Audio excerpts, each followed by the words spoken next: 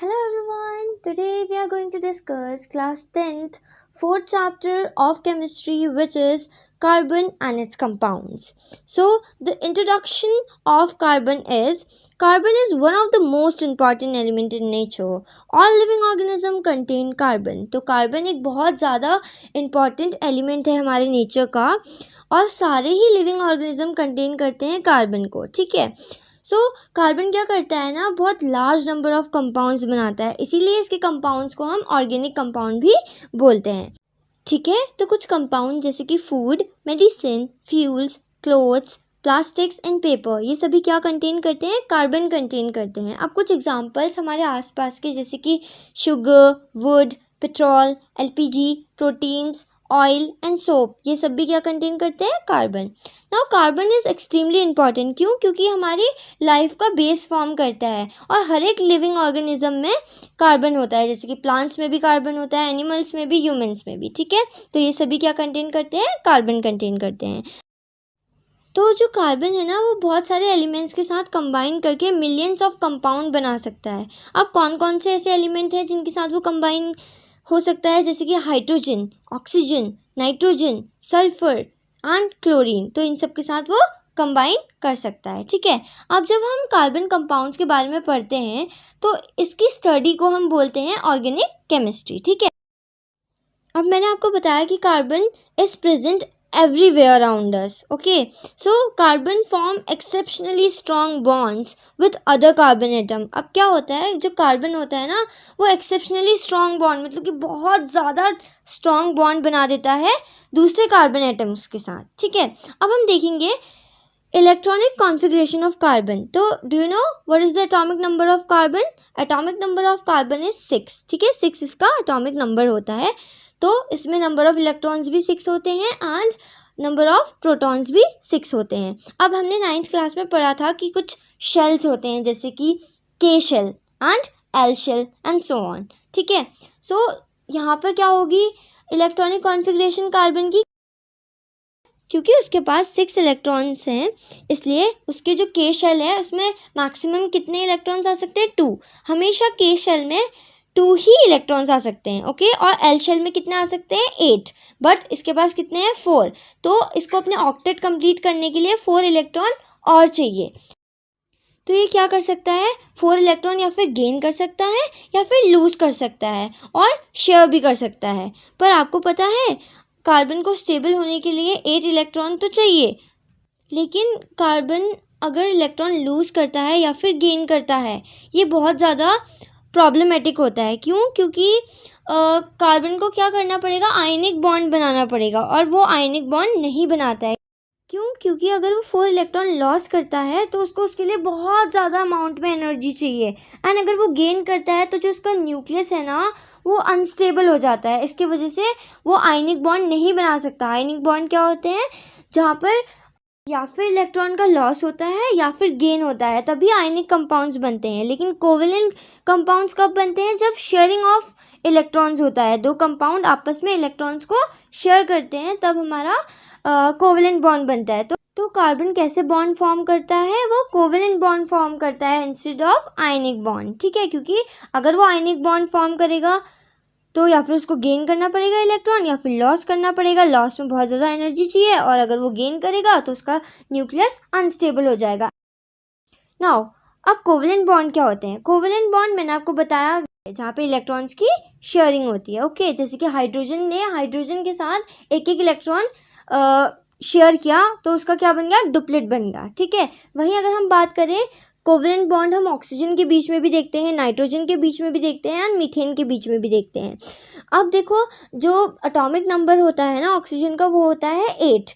तो इसके पास टोटल कितने इलेक्ट्रॉन हैं, 8. ठीक है, अब के शेल में तो मैक्सिमम 2 ही आ सकते हैं एंड एल शेल में मैक्सिमम 8 आ सकते हैं, बट इसके पास कितने हैं, 6.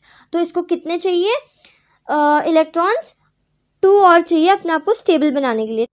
तो ये क्या करेगा, ये एक और ऑक्सीजन के साथ कंबाइन होकर इलेक्ट्रॉन्स का शेयर करेगा. 2 pair of electrons are share between oxygen atom, therefore oxygen has double covalent bond. तो ऑक्सीजन के पास क्या होता है, डबल बॉन्ड होता है, डबल कोवेलेंट बॉन्ड. ठीक है, वहीं अगर हम बात करें नाइट्रोजन की इलेक्ट्रॉनिक कॉन्फ़िगरेशन की, तो उसकी होती है 2,5.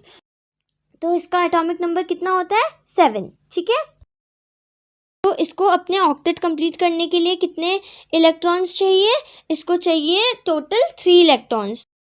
तो यहाँ पे हम क्या देखेंगे कि 2 नाइट्रोजन एटम के बीच में इलेक्ट्रॉन की शेयरिंग हो रही है एंड ये ट्रिपल बॉन्ड बना रहा है बीच में, ठीक है। एंड अगर हम बात करें मीथेन की, carbon share electrons with 4 hydrogen atom.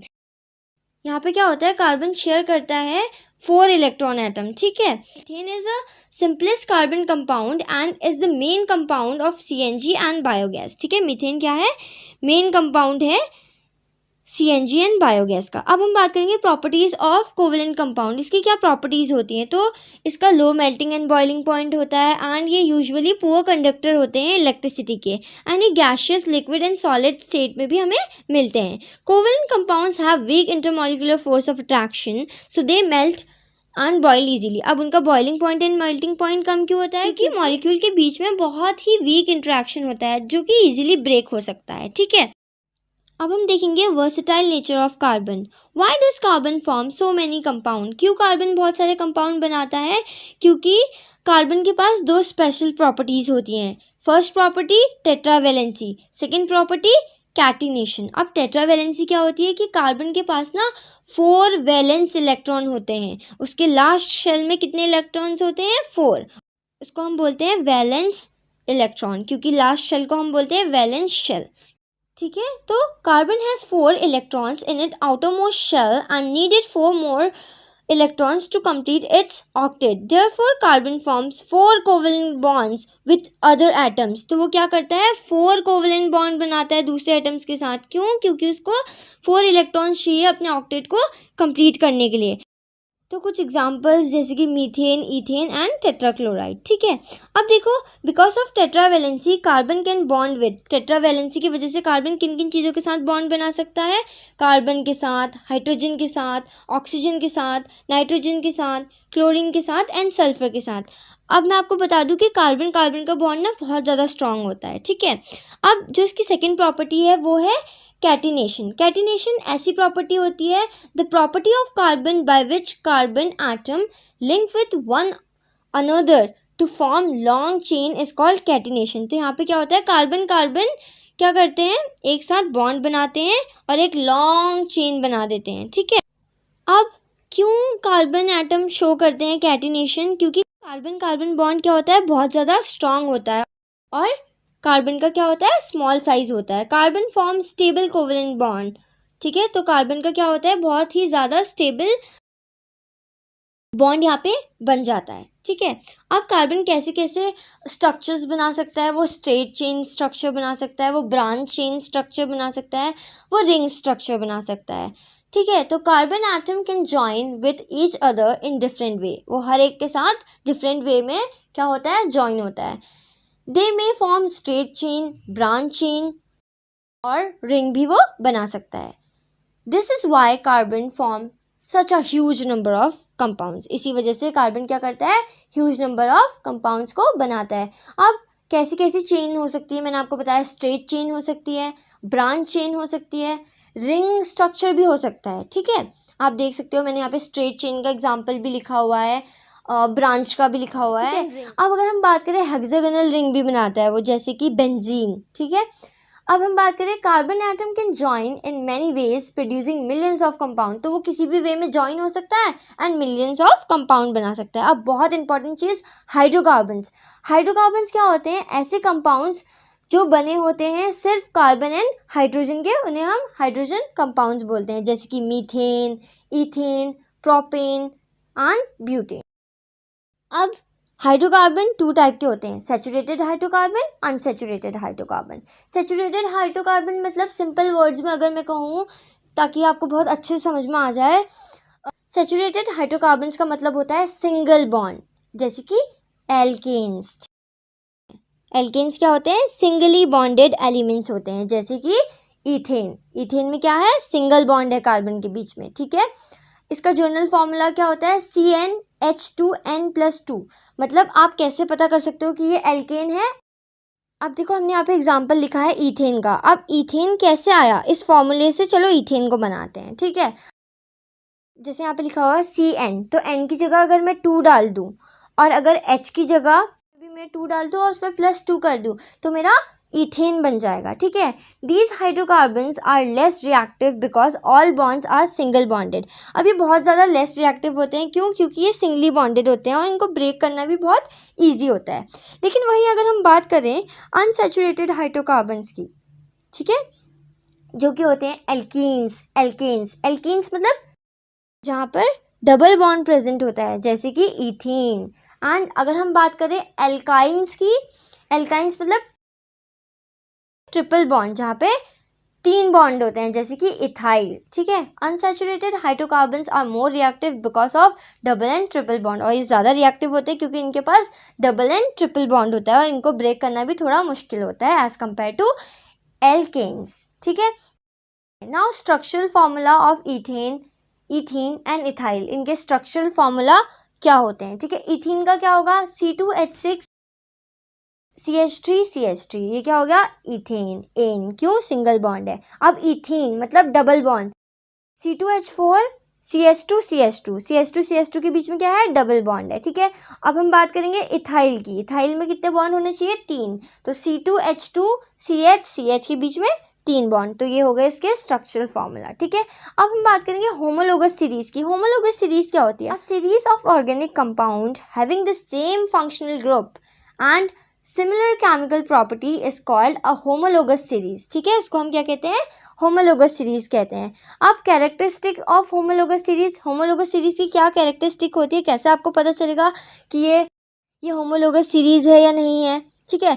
तो अगर वहाँ पे सेम फंक्शनल ग्रुप है, सारे जो भी कंपाउंड्स हैं वो सेम फंक्शनल ग्रुप कंटेन करते हैं एंड सेम उनकी केमिकल प्रॉपर्टीज होती है। सिमिलरली सबसे बड़ा डिफरेंस अगर वहाँ पे CH2 का डिफरेंस देखने को मिल रहा है तो वो पक्का होमोलोगस सीरीज है, ठीक है। कैसे कि successive member differ by 1 carbon atom and 2 hydrogen atom. जो सक्सेसिव मेंबर है उसको डिफर करना चाहिए 1 कार्बन एटम से एंड 2 हाइड्रोजन एटम से, ठीक है। एंड इसकी जो फिजिकल प्रॉपर्टी है वो ग्रेजुअली चेंज होनी चाहिए, ठीक है। जैसे कि melting point and boiling point gradually increase होता है इसमें, तो इससे हमें क्या पता चलता है कि ये होमोलोगस सीरीज शो कर रहा है। अब जैसे कि देखो एल्कीन का एग्जांपल लेते हैं, जैसे कि मीथेन है, ठीक है, फिर इथेन है, फिर प्रोपेन है, फिर ब्यूटेन है। मीथेन का फॉर्मूला क्या होता है? CH4 और इथेन का क्या होता है? C2H4। तो देखो क्या यहाँ पे CH2 का डिफरेंस है? हाँ, पहले कार्बन एटम कितने थे? 1 और हाइड्रोजन कितने थे? 4। अब देखो क्या एक नंबर ऑफ कार्बन एटम बढ़ गया? हाँ, अब क्या हो गया? कार्बन 2 हो गए, ठीक है, एंड हाइड्रोजन कितने हो गए? 6। तो 2 हाइड्रोजन बढ़ गए और 1 कार्बन बढ़ गया, तो ये क्या होमोलोगस सीरीज शो कर रहा है? हाँ। सिमिलरली प्रोपेन में अब कार्बन का 1 नंबर बढ़ गया। प्रोपेन में कितने कार्बन एटम होते हैं? 3 एंड कितने हाइड्रोजन एटम होते हैं? 8। तो यहाँ पर 2 हाइड्रोजन भी बढ़ गए हैं, ठीक है। इससे हमें पता चलता है कि ये होमोलोगस सीरीज को फॉलो कर रहा है। Each successive compound differ by CH2 group, this is the main feature of homologous series, ठीक है। अब हम बात करेंगे फंक्शनल ग्रुप की। मैंने आपसे कहा फंक्शनल ग्रुप सेम होना चाहिए, ठीक है। तो क्या होता है ये फंक्शनल ग्रुप? एन एटम और a group of atom that determine chemical properties of compound. ऐसे एटम या फिर ग्रुप ऑफ एटम जो डिटरमाइन करते हैं, जो बताते हैं केमिकल प्रॉपर्टी एक कंपाउंड की। कुछ फंक्शनल ग्रुप जैसे कि alcohol, aldehyde, carboxylic acid and ketone, ठीक है, ये क्या होते हैं? फंक्शनल ग्रुप होते हैं। अगर मैं बात करूं अल्कोहल की, अल्कोहल जब भी आएगा तो हमें फॉर्मूले में क्या लगाना है? लास्ट में OH, और जब एल्डिहाइड आएगा हमें लगाना है CHO, और जब कार्बोक्सिलिक एसिड आएगा हमें लगाना है COOH, ठीक है। लेकिन अगर हमारा कीटोन आ गया तो हमें क्या लगाना है? CO, ठीक है। अब हम बात करेंगे कि क्या एग्जाम्पल्स हैं एल्डिहाइड ग्रुप के, अल्कोहल के, कार्बोक्सिलिक ग्रुप के। तो अगर मैं बात करूं अल्कोहल, इथेनॉल, सिमिलरली एल्डिहाइड का इथेनल, कार्बोक्सिलिक का क्या हो जाएगा? Ethanoic acid. अब मेरे वर्ड्स पे ध्यान दो, जब अल्कोहल था तो मैंने क्या वर्ड यूज़ किया? OL। तो अल्कोहल के लिए हम OL यूज़ करते हैं और एल्डिहाइड के लिए हम AL यूज़ करते हैं। कार्बोक्सिलिक एसिड के लिए हम ओइक एसिड यूज़ करते हैं, ठीक है। सिमिलरली कीटोन के लिए हम ओन यूज़ करते हैं, ONE। तो ये सब आपको लर्न करने होंगे ताकि आप अच्छे से फॉर्मूले लिख पाओ, ठीक है। नाउ अब हम बात करेंगे nomenclature of carbon and compound. तो यहाँ पे हम बात करते हैं प्रीफिक्स क्या क्या हम यूज़ करते हैं। अगर एक कार्बन एटम है तो आप क्या यूज़ करोगे प्रीफिक्स, मिथ। अगर 2 कार्बन एटम है तो इथ। अगर 3 कार्बन एटम है तो प्रॉप। अगर 4 कार्बन एटम है तो ब्यूट। अगर 5 कार्बन एटम है तो पेंट। अगर 6 कार्बन एटम है तो हेक्स, ठीक है। बुक में इतने ही दिए हुए हैं, लेकिन अगर 7 है तो आप हेप्ट या फिर सेप्ट भी यूज़ कर सकते हो। और अगर 8 है तो ऑक्ट। अगर 9 है तो नियो। अगर 10 है तो डेक आप यूज़ कर सकते हो एज अ प्रीफिक्स। अब सफिक्स क्या यूज़ करेंगे हम, सफिक्स मतलब एट द एंड, ठीक है। अगर सिंगल बॉन्ड है तो हम एन यूज़ करेंगे, लेकिन अगर डबल बॉन्ड है तो हम ईन यूज़ करेंगे, लेकिन ट्रिपल बॉन्ड है तो हम आइन यूज़ करेंगे, ठीक है। जैसे कि single bond methane, ethane, propane, butane. Double bond ethene, propene, ठीक है। Triple bond ethyl, propyl, butyl, ठीक है। अब हम बात करते हैं chemical properties of carbon atoms की। तो हम 4 केमिकल प्रॉपर्टीज देखते हैं, combustion, oxidation, addition reaction, substitution reaction, ठीक है। तो कंबशन मतलब समझ रहे हो, बर्निंग। कंबशन मतलब कि burning. So burning of carbon compounds in air to produce carbon dioxide, water and heat is defined as combustion. जब कार्बन के कंपाउंड बर्न होते हैं एयर में ताकि वो क्या प्रोड्यूस कर सके, carbon dioxide, water and heat. For example जब मैंने CH4 मीथेन को क्या किया, ऑक्सीजन की प्रेजेंस में बर्न किया तो उसने क्या प्रोड्यूस किया, carbon dioxide, water and heat. अभी हीट प्रोड्यूस कर रहा है तो ये कौन सी रिएक्शन है, एक्सोथर्मिक या एंडोथर्मिक, ये एक एक्सोथर्मिक रिएक्शन है। क्यों, क्योंकि यहाँ पे हीट रिलीज हो रही है, ठीक है। Second oxidation. अब ऑक्सीडेशन क्या होता है, जब ऑक्सीजन का एडिशन होता है एंड हाइड्रोजन का रिमूवल होता है। For example ethanol. इथेनॉल क्या होता है, एक एल्कोहल। तो इथेनॉल से आपको क्या समझ में आ रहा है कि यहाँ पर 2 कार्बन एटम होंगे एंड 5 हाइड्रोजन एटम होंगे एंड पीछे क्या लगा होगा, OH लगा होगा, इसलिए क्या होगा ये इथेनॉल, ठीक है। C2H5OH, उसे क्या बोलते हैं हम, इथेनॉल को। तो जब मैंने इथेनॉल में एक स्ट्रॉन्ग ऑक्सीडाइजिंग एजेंट को डाला तो उसने मुझे क्या दिया, इथेनोइक एसिड दिया है। कार्बोक्सिलिक एसिड को ही हम इथेनोइक एसिड कहते हैं, ठीक है। CH3COOH का फॉर्मूला होता है इथेनोइक एसिड का, ठीक है। थर्ड रिएक्शन है एडिशन रिएक्शन। एडिशन रिएक्शन मतलब कि जहाँ पे अनसैचुरेटेड हाइड्रोकार्बन्स में हम हाइड्रोजन को ऐड करते हैं, मतलब यहाँ पे कुछ ऐड हो रहा है। जैसे कि इथीन। इथीन क्या है, अनसैचुरेटेड है। अनसैचुरेटेड मतलब कि या फिर हम डबली बॉन्डेड एलिमेंट्स ले सकते हैं या फिर ट्रिपल बॉन्डेड एलिमेंट्स को हम ले सकते हैं। तो मैंने यहाँ पे डबली बॉन्डेड लिया, जैसे कि इथीन, उसमें मैंने हाइड्रोजन ऐड कर दिया, ठीक है। अब जैसे ही मैं हाइड्रोजन ऐड करूँगी तो जो डबल बॉन्ड था ना इथीन के बीच में वो ब्रेक हो जाएगा और क्या बन जाएगा, इथेन, ठीक है। अब हम यहाँ पे कैटलिस्ट भी यूज़ करते हैं। वो कैटलिस्ट हो सकता है निकल, प्लैटिनम, ठीक है। कैटलिस्ट क्या होते हैं, तो कैटलिस्ट वो होते हैं जो रिएक्शन को प्रोसीड होने में हेल्प करते हैं एंड वो एक्चुअली में पार्टिसिपेट नहीं करते हैं रिएक्शन में, ठीक है। वो एज इट इज़ हमें बाद में मिल जाते हैं, या आप हायर क्लासेस में पढ़ोगे। तो इस रिएक्शन को हम क्या कहते हैं, हाइड्रोजिनेशन। तो हाइड्रोजिनेशन रिएक्शन यूज़ होती है to convert vegetable oil into vanaspati oil. अगर आपको वेजिटेबल ऑयल को वनस्पति ऑयल में चेंज करना है तो आप हाइड्रोजिनेशन एक एडिशन रिएक्शन यूज़ कर सकते हो, ठीक है। अब सब्स्टिट्यूशन रिएक्शन। सब्स्टिट्यूशन रिएक्शन आपको नाम से ही पता चल रहा है कि कुछ सब्स्टिट्यूट हो रहा है, ठीक है। जैसे कि मैंने लिया मीथेन, ठीक है, उसमें मैंने क्लोरीन को ऐड कर दिया तो मेरे को CH3Cl एंड HCl मिला। तो यहाँ पे हमने क्या देखा कि ये जो रिएक्शन हुई वो सनलाइट की प्रेजेंस में हुई और one atom gets replace by another atom. एक एटम क्या हो गया, सब्स्टिट्यूट हो गया दूसरे एटम से। इस रिएक्शन में हुआ क्या, सब्स्टिट्यूशन हुआ। कैसे, क्लोरीन ने हाइड्रोजन एटम को सब्स्टिट्यूट किया और अपना खुद अटैच हो गया CH3 के साथ, ठीक है। और एक अलग से हाइड्रोजन बचा था इसलिए हमें क्या मिला, HCl मिला, ठीक है। Now moving on to the next, जिसमें हम इथेनॉल के बारे में पढ़ेंगे। इथेनॉल का फॉर्मूला क्या होता है, मैंने आपको बताया C2H5OH, ठीक है।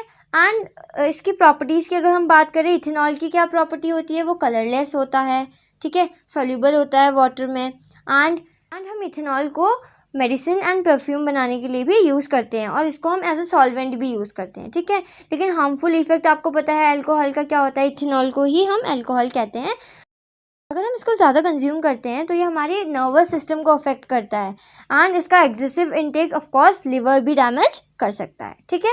अब हम बात करेंगे इथेनॉइक एसिड की। इथेनॉइक एसिड को हम क्या बोलते हैं, एसिटिक एसिड, जिसका फॉर्मूला क्या होता है CH3COOH, ठीक है। इसकी प्रॉपर्टीज़ की अगर मैं बात करूँ कि ये बहुत ज़्यादा सॉर होता है स्मेल में, ठीक है, एंड इसकी ये ब्लू लिटमस पेपर को रेड में कन्वर्ट कर देता है। इट मीन्स ये क्या है, एसिडिक है, लेकिन ये ना एक वीक एसिड होता है, ठीक है। अब मेन कंपाउंड क्या होता है एसिटिक एसिड में, विनेगर, ठीक है। अब हम इसके यूजेस के बारे में बात करेंगे। हम इसको यूज़ करते हैं एज प्रिजर्वेटिव्स, फूड इंडस्ट्रीज में भी हम इसका यूज़ करते हैं। अब हम देखेंगे कि जब इथेनॉइक एसिड बेकिंग सोडा के साथ रिएक्ट करता है तो क्या रिएक्शन होती है। तो इथेनॉइक एसिड का फॉर्मूला क्या होता है, CH3COOH को जब मैंने बेकिंग सोडा NaHCO3 के साथ रिएक्ट कराया तो इसने क्या दिया, CH3COONA and carbon dioxide and water भी प्रोड्यूस किया, ठीक है। तो and we observe here that brisk efficiency due to CO2। यहाँ पे ये जो रिएक्शन होती है बहुत ज़्यादा विग्रेसली होती है CO2 की वजह से, ठीक है। अब हम बात करते हैं सोप्स एंड डिटर्जेंट्स की, ठीक है। सोप्स एंड डिटर्जेंट क्या होते हैं, देखो सोप की अगर हम बात करें, सोप्स आर सोडियम और potassium salts of long chain and fatty acid. Soaps क्या होते हैं, सोडियम और पोटेशियम के सॉल्ट्स होते हैं जो कि फैटी एसिड की लॉन्ग चेन बना लेते हैं, ठीक है। अब हम सोप कैसे बना सकते हैं, soap is prepared by the reaction of fats and oil with sodium hydroxide. जब मैं फैट्स को या फिर ऑयल को रिएक्ट कराती हूँ सोडियम हाइड्रोक्साइड के साथ तो हमें सोप बना के देता है। जैसे कि रिएक्शन मैंने लिखी हुई है, जब फैट ने सोडियम हाइड्रोक्साइड के साथ रिएक्ट किया तो उसने मुझे क्या दिया, soap and glycerol. This process is called saponification. तो सोप बनाने की प्रोसेस को हम क्या कहते हैं, सोपिफिकेशन, ठीक है। अब हम बात करेंगे कि सोप के मॉलिक्यूल का स्ट्रक्चर कैसा होता है, ठीक है। एक सोप मॉलिक्यूल के पास दो एंड होते हैं, hydrophilic and and hydrophobic and. Philic मतलब कि loving and, you know water loving होता है फिलिक पार्ट। एंड अगर हम बात करें हाइड्रोफोबिक, फोबिक क्या है, फोबिया मतलब कि वाटर, उसको वाटर से डर लगता है, आप ऐसे याद कर सकते हो, ठीक है। तो हाइड्रोफोबिक एंड जो कि वाटर नॉन लविंग होता है, इसलिए वो ऑयल के साथ जाके अटैच होता है। अभी मैं आपको बताऊंगी कि मैं ये ऑयल वाली बात क्यों कह रही हूँ, ठीक है। डिटर्जेंट्स क्या होते हैं, डिटर्जेंट अमोनिया या फिर सल्फोनाइड सॉल्ट्स होते हैं। ये भी एक लॉन्ग चेन बनाते हैं लेकिन हाइड्रोकार्बन की बनाते हैं। सोप फैटी एसिड की लॉन्ग चेन बना रहा था लेकिन डिटर्जेंट किसकी बना रहा है, हाइड्रोकार्बन्स की लॉन्ग चेन, ठीक है। अब एडवांटेज क्या होते हैं डिटर्जेंट के कि हार्ड वाटर में ना बहुत अच्छे से वर्क करते हैं, लेकिन सोप्स हार्ड वाटर में अच्छे से वर्क नहीं करते हैं, ठीक है। अगर मैं बात करूँ एग्जाम्पल डिटर्जेंट के, तो आपको पता ही है वॉशिंग पाउडर होता है, लिक्विड डिटर्जेंट्स होते हैं, डिश वॉशिंग लिक्विड्स होते हैं, ठीक है। अब जो सोप होते हैं वो अच्छे से वर्क नहीं करते हैं हार्ड वाटर के साथ, क्यों, क्योंकि calcium and magnesium salts present होते हैं हार्ड वाटर में, जिसकी वजह से सोप जो है उसके साथ स्कम बना देता है। लेकिन वहीं डिटर्जेंट की अगर हम बात करें तो वो हार्ड वाटर में ज़्यादा अच्छे से वर्क करता है, वो स्कम फॉर्म नहीं करता है, ठीक है। अब मैंने आपसे कहा था जो सोप होता है उसके दो एंड होते हैं, हाइड्रोफोबिक एंड हाइड्रोफिलिक एंड, ठीक है। तो इसकी हेल्प से हम क्या पढ़ेंगे, क्लिनजिंग एक्शन ऑफ सोप। तो जो एक एंड होता है जो वाटर लविंग था वो तो वाटर के साथ अटैच हो जाएगा, कौन सा, हाइड्रोफिलिक एंड, ठीक है। लेकिन जो हाइड्रोफोबिक एंड था ना वो ऑयल स्टेन्स के साथ, डर्ट के साथ जाकर क्या होगा, अटैच होगा। इसका मतलब हम इसका यूज़ कर रहे हैं to remove the oil stains and dirtiness from clothes, ठीक है। क्लोथ में जो भी स्टेन्स आ जाते हैं उनको हटाने के लिए हम सोप का यूज़ करते हैं, तो इसीलिए उसका एक एंड ऑयल्स के साथ अटैच हो जाता है, ठीक है। और क्या करता है सोप यहाँ पे मिसल फॉर्म करने लग जाता है। तो ये जो मिसल्स होते हैं ना वो बहुत ज़्यादा लार्ज होते हैं, जिसकी वजह से वो स्कैटर करते हैं लाइट को, hence a soap solution appears cloudy. इसी वजह से आपको जो सोप सोल्यूशन है वो क्लाउडी दिखता है, ठीक है। इसी मिसल फॉर्मेशन की वजह से ही हमारा कपड़ों से ऑयल स्टेन या फिर कोई भी दाग हट जाता है, ठीक है। अब हम देखेंगे difference between soap and detergent. तो सोप क्या होता है, डेफिनेशन हमने सोप की पढ़ी कि soap is a sodium and potassium salts जो कि लॉन्ग चेन बनाते हैं फैटी एसिड की, ठीक है। एंड डिटर्जेंट्स क्या होते हैं, अमोनियम एंड सल्फोनेट सॉल्ट्स होते हैं जो कि लॉन्ग चेन बनाते हैं हाइड्रोकार्बन की। वहीं अगर हम रॉ मटेरियल की बात करें तो soap made from natural oils, fat and vegetable oil, animal oil से भी ये बना हो सकता है, ठीक है। लेकिन डिटर्जेंट्स मोस्टली किसके बने हुए होते हैं, पेट्रोकेमिकल्स के बने हुए होते हैं। पेट्रोकेमिकल्स मतलब कि ऐसे केमिकल प्रोडक्ट जो कि पेट्रोल से बने हुए होते हैं, उनको हम बोलते हैं पेट्रोकेमिकल्स, ठीक है। अब हम अगर बात करें कैसे प्रिपेयर होता है सोप, तो हमने पढ़ा था कि सोप को हम कैसे प्रिपेयर कर सकते हैं, सल्फोनिफिकेशन से। जब वो रिएक्ट करता है NaOH के साथ और KOH के साथ भी रिएक्ट कर सकता है, ठीक है। बेस ही चाहिए हमें। अब अगर हम बात करें डिटर्जेंट की प्रिपरेशन की, तो वो कैसे प्रिपेयर होता है, यूजिंग पेट्रोलियम प्रोडक्ट्स, ठीक है। अब हम बात करेंगे एक्शन इन हार्ड वाटर। क्या सोप हार्ड वाटर में रिएक्ट करते हैं? नहीं, वो क्या करते हैं, स्कम बना देते हैं, ठीक है। लेकिन अगर हम बात करें डिटर्जेंट की, तो ये ज़्यादा अच्छे से हार्ड वाटर के साथ ही वर्क करते हैं, ठीक है। अब अगर मैं बात करूँ स्कम फॉर्मेशन, मैंने आपको बता दिया कि सोप स्कम बना देते हैं हार्ड वाटर के साथ। क्यों? क्योंकि इसमें क्या होता है, कैल्शियम एंड मैग्नीशियम होते हैं हार्ड वाटर में। लेकिन अगर मैं बात करूँ डिटर्जेंट्स की, तो वो स्कम नहीं बनाता है, ठीक है। अब हम बात करते हैं क्लीनिंग एबिलिटी की, तो सोप्स ज़्यादा अच्छे से हार्ड वाटर में क्लीन नहीं कर पाते हैं, लेकिन डिटर्जेंट हार्ड वाटर में ज़्यादा अच्छे से क्लीन कर पाते हैं, ठीक है। तो अगर हम बात करें एनवायरमेंटल इफ़ेक्ट्स की, तो जो सोप्स होते हैं वो इको फ्रेंडली होते हैं, मतलब कि बायोडिग्रेडेबल होते हैं, वो कोई हार्म नहीं करते हैं हमारे एनवायरनमेंट को। लेकिन डिटर्जेंट्स नॉन बायोडिग्रेडेबल होते हैं, ये सबसे बड़ा डिसएडवांटेज है। ये इको फ्रेंडली नहीं होते हैं, ये पोल्यूशन कॉज करते हैं, वाटर पोल्यूशन, ओके। अब एग्जांपल्स देखो सोप के, जैसे कि bath soap and washing soap. और डिटर्जेंट की एग्जांपल देखो, सर्प, टाइड, एरियल, लिक्विड क्लीनर्स, ठीक है। तो ये सब कुछ किसके एग्जांपल है, डिटर्जेंट्स के। एंड मैंने आपको सोप के भी एग्जांपल दे दिए। अब एक रिएक्शन है जो हमें पढ़नी है, ईस्ट्रीफिकेशन, ठीक है। ईस्ट्रीफिकेशन रिएक्शन मतलब जब इथेनॉइक एसिड रिएक्ट करता है इथेनॉल के साथ, मतलब कि एसिटिक एसिड ने अल्कोहल के साथ रिएक्ट किया, तो वो क्या बना के देते हैं हमें, ईस्टर। तो ये रिएक्शन बहुत ही ज़्यादा यूज़फुल होती है। क्यों? क्योंकि ईस्टर्स क्या होते हैं, स्वीट होते हैं स्मेल्स में, इसीलिए हम इनको यूज़ करते हैं for making perfumes and flavouring agent, ठीक है। So thanks for watching, that's all for today.